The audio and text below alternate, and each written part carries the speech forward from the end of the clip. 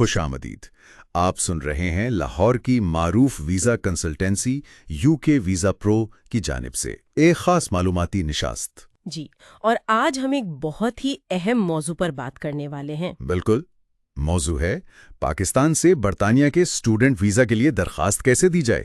یہ ایک ایسا سوال ہے جو آج کل بہت سے طلبہ کے ذہن میں ہے. یقیناً، اور اس کی وجہ بھی ہے. برطانیہ پاکستانی طلبہ کے لیے آپ کہہ لیں ایک ہاٹ سپاٹ بن گیا ہے اعلیٰ تعلیم کا. اگر اعداد و شمار دیکھیں تو وہ کافی حیران کن ہے. اچھا، کیا کہتے ہیں اعداد و شمار؟ دیکھیں، 2024 میں 33,000 سے زیادہ اسٹوڈنٹ ویزے جاری ہوئے ہیں پاکستانیوں کو. یہ پچھلے سال سے 33% زیادہ ہے. مطلب پاکستان اب ٹاپ 5 ممالک میں شامل ہو گیا ہے جہاں سے طلبہ برطانیہ جا رہے ہیں. واہ، 33%! یہ تو بہت بڑا اضافہ ہے، اور اس کی وجوہات بھی سمجھ آتی ہیں نا. مطلب عالمی معیار کی یونیورسٹیاں ہیں وہاں. جی بالکل، اور ڈگری کا دورانیہ بھی اکثر کم ہوتا ہے. 3 سال کی بیچلر، 1 سال کی ماسٹرز، اور پھر وہ گریجویٹ روٹ ویزا. ہاں، وہ تو بہت بڑا پلس پوائنٹ ہے. پڑھائی کے بعد 2 سال تک کام کرنے کا موقع. یہ بہت سیئرنگ کرتا ہے. بالکل. تو آج ہماری کوشش یہی ہوگی کہ اس پورے پروسیس کو، مطلب درخواست کے عمل کو آسان لفظوں میں سمجھائیں. کیا شرائط ہیں، خرچہ کتنا آتا ہے، اور وہ عام غلطیاں کیا ہیں جن سے بچنا ضروری ہے. بہترین. تو پھر شروع کرتے سب سے بنیادی سوال سے. اہلیت، مطلب کون اپلائی کر سکتا ہے؟ پہلا قدم کیا ہے؟ جی دیکھیں، سب سے پہلی اور سب سے اہم چیز ہے CAS، confirmation of acceptance for studies.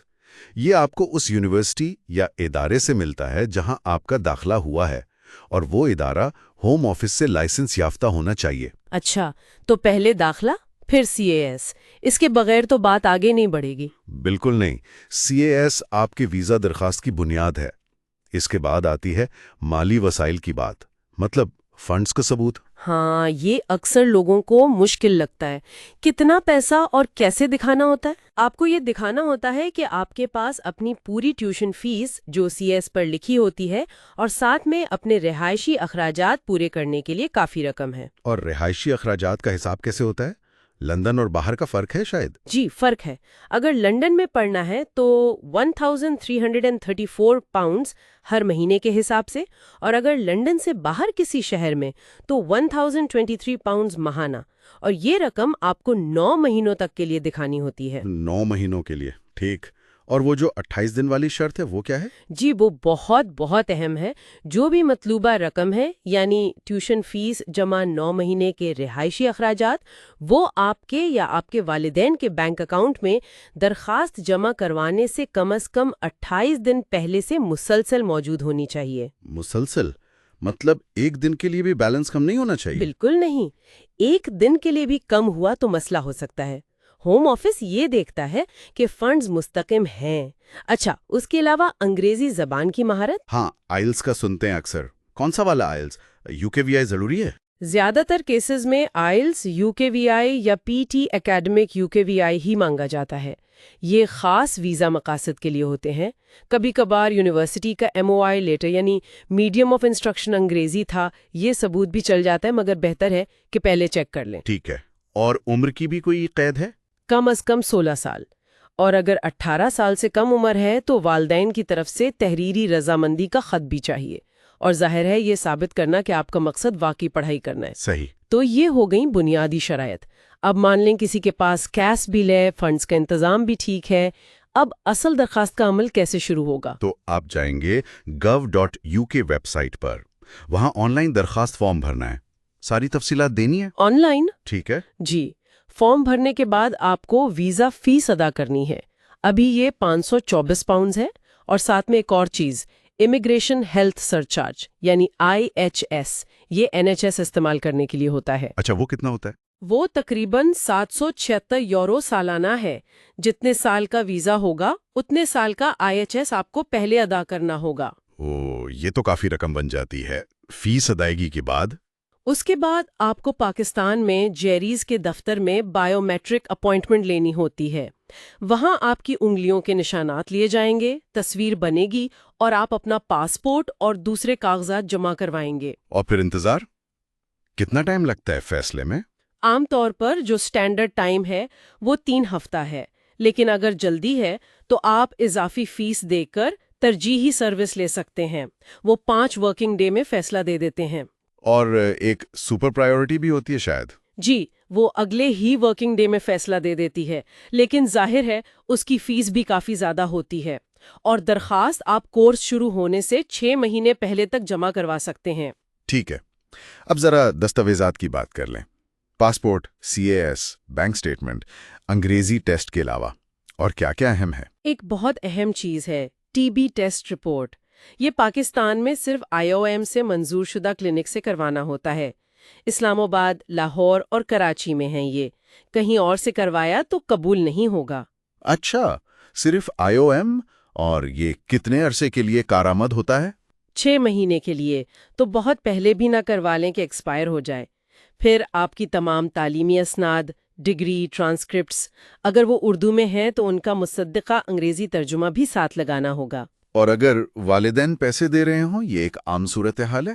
جی بالکل، اگر والدین یا قانونی سرپرست اسپانسر کر رہے ہیں تو صرف ان کی بینک سٹیٹمنٹ کافی نہیں ہے، آپ کو رشتے کا ثبوت دینا ہوگا۔ رشتے کا ثبوت جیسے کہ؟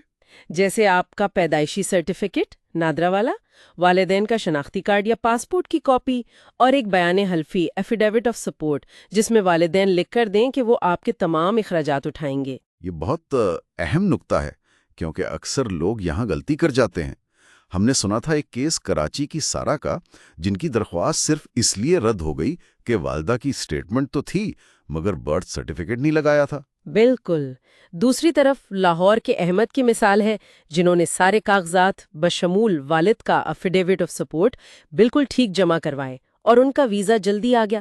تو یہ چھوٹی تفصیلات بہت معنی رکھتی ہیں۔ اور کون سی عام غلطیاں ہیں جن کا خیال رکھنا چاہیے؟ سب سے بڑی غلطی تو فنڈز کے معاملے میں ہوتی ہے، یا تو 28 دن پورے نہیں ہوتے یا بیلنس کم ہو جاتا ہے۔ دوسری بڑی غلطی TB ٹیسٹ وقت پر نہ کروانا یا غلط جگہ سے کروانا، نامکمل کاغذات یا غلط انگریزی ٹیسٹ جمع کروا دینا، جیسے UKVI کی جگہ اکیڈمک والا، اور کبھی کبھی اسٹیٹمنٹ آف پرپز کمزور ہوتا ہے۔ اسٹیٹمنٹ آف پرپز وہ کیوں اہم ہے؟ اس سے ویزا آفیسر آپ کا ارادہ جانچتا ہے کہ آپ واقعی پڑھنے جا رہے ہیں، آپ نے کورس اور یونیورسٹی کیوں منتخب کی، اور آپ کے مستقبل کے کیا منصوبے ہیں۔ یہ قائل کرنے والا ہونا چاہیے۔ سمجھ گیا۔ تو اتنی بڑی تعداد میں پاکستانی طلباء جا رہے ہیں اور منظوری کی شرح بھی سنا ہے کافی بہتر ہے، تقریباً 85-90%۔ جی ہاں، منظوری کی شرح اچھی ہے۔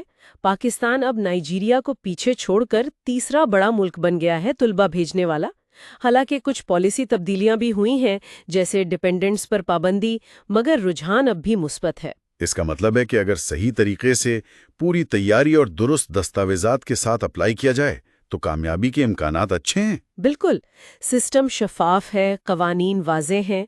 اگر آپ شرائط پوری کرتے ہیں اور کوئی غلطی نہیں کرتے تو امکانات روشن ہیں، لیکن یہ عمل ظاہر ہے تھوڑا پیچیدہ ہو سکتا ہے، خاص طور پر پہلی بار کرنے والوں کے لیے۔ تو اسی لیے شاید ماہرانہ مدد، کسی کنسلٹنٹ کی خدمات لینا مفید ہو سکتا ہے۔ یقیناً، ایک اچھے کنسلٹنٹ کو، جیسے UK ویزا پرو کے جو ماہرین ہیں، انہیں ان ساری باریکیوں کا پتہ ہوتا ہے۔